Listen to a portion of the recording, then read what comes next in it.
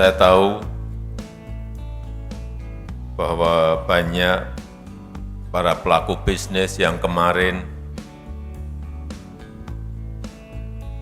masih menunggu pemilu, wait and see. Karena agak khawatir dengan politik yang memanas menjelang pelaksanaan pemilu.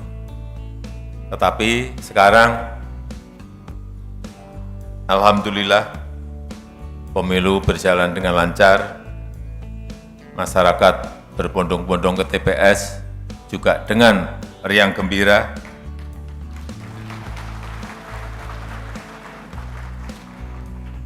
Dan kita harapkan arus modal masuk, investasi, sehabis pemilu ini bisa bergerak lebih meningkat dan lebih baik lagi. Tapi kita melihat bahwa geopolitik global masih tetap kurang baik, kurang kondusif. Kita lihat perang juga masih berjalan di Ukraina, di Gaza, tapi yang paling penting politik negara kita, politik dalam negeri kita stabil. Dan pastinya ini melegakan para pelaku industri keuangan dan membangkitkan industri keuangan yang semakin kokoh untuk mendukung pertumbuhan ekonomi yang inklusif dan berkelanjutan. Saya senang tadi mendengar apa yang disampaikan oleh Bapak Ketua OJK mengenai resiliensi industri keuangan di tingkat permodalan perbankan mencapai 27,69%. Ini di atas negara-negara di kawasan. Kredit perbankan juga masih bisa tumbuh di double digit di 10,38 year on year. Ini juga sudah di atas level pra pandemi, dan ekonomi Indonesia juga tumbuh masih sangat baik, yaitu 5,05%. Inflasi juga terkendali, terjaga di 2,57%. Cadangan devisa kita masih di 145 billion US dollar. Neraca dagang kita juga surplus 36 billion US dollar atau kira-kira 570 triliun rupiah. Current account deficit kita juga surplus di 0,16%. Saya kira angka-angka seperti ini yang harusnya kita optimis terhadap ekonomi Indonesia di tahun 2024. Tapi tetap harus hati-hati. Tetap harus waspada. Karena ekonomi global yang berubah sangat cepat, disrupsi teknologi yang masif terus terjadi.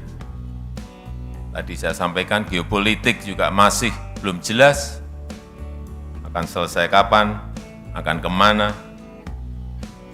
Dan kita harus banyak belajar pada kasus-kasus masa lalu, baik di 98 di ASEAN Financial Crisis, kemudian di 2008 juga Global Financial Crisis, dan juga di 2023 kita lihat kemarin jatuhnya Silicon Valley Bank. Ini juga mengharuskan kita semuanya untuk berhati-hati dalam menjaga industri keuangan kita, menjaga ekonomi kita. Kita harus juga menjaga ekonomi agar inklusif dan berkelanjutan. Dan tadi sudah disampaikan Pak Ketua OJK harus terus memperkuat inklusi dan literasi keuangan. Ini catatan saya di sini, tingkat inklusi keuangan kita di angka 75% dan tingkat literasi keuangan kita masih di angka 65% di 2023. Dan yang tidak kalah pentingnya, dukungan kita terhadap UMKM melalui perbankan dan asuransi. Kredit perbankan untuk UMKM saat ini masih di angka 19%. Ini perlu sebuah terobosan, perlu sebuah strategi agar ada peningkatan kredit perbankan kepada UMKM sehingga kita bisa melihat UMKM kita tumbuh dengan baik. Terakhir, saya mengapresiasi penyempurnaan taksonomi keuangan berkelanjutan Indonesia yang diluncurkan tadi oleh Pak Ketua OJK, sehingga inisiatif keuangan hijau dapat menyeimbangkan aspek ekonomi, aspek lingkungan, dan inklusivitas. Dan terima kasih atas dedikasi Bapak Ibu, atas kerja keras OJK dalam memajukan sektor keuangan, dan mari kita bersama-sama menghadapi tantangan dan mencapai pertumbuhan ekonomi kita yang lebih baik. Terima kasih. Wassalamualaikum warahmatullahi wabarakatuh.